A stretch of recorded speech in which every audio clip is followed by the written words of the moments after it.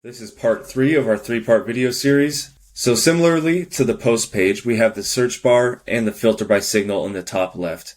So again, if you use the search bar, it's going to search through each one of these columns, run dates, status, signal, and so on.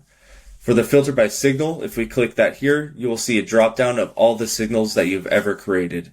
By clicking one of these signals, you are only going to see the run history for that specific signal. Let's get out of that. Now we're going to go over all of the columns real quickly just so that you understand what you're looking at on this page. The run date, this is the actual date that the signal ran. For the users that are on the takeoff and on the ascent plan, this is going to be a very important column for you when you have a lot of scheduled signals. So if you're running 20, 30 signals at once, it's kind of hard to keep track. Okay, when did this one run? When did that one run? So this is a great way you can just come in here and see when it ran, what time it ran at, and the date it ran at. Next to that, you're going to see the status column. This will either say completed or pending, one of the two. If it's pending, that just means that signal did not run completely. If it's completed, it's self-explanatory. That signal completed its job. Next to that is going to be signal. This again is just the title of that actual signal.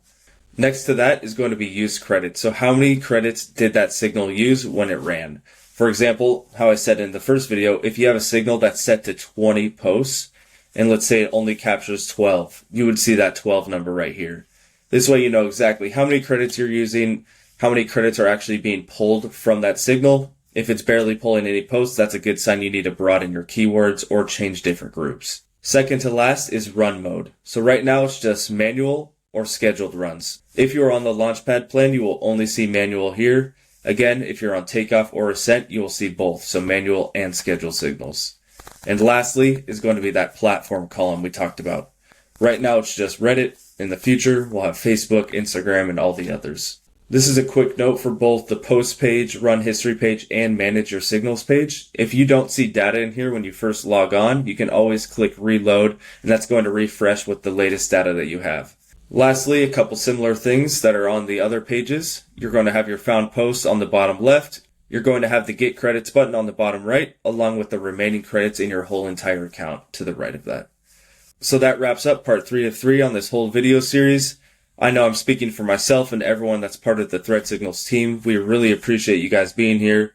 As always, if you have any feature requests, leave them on the roadmap.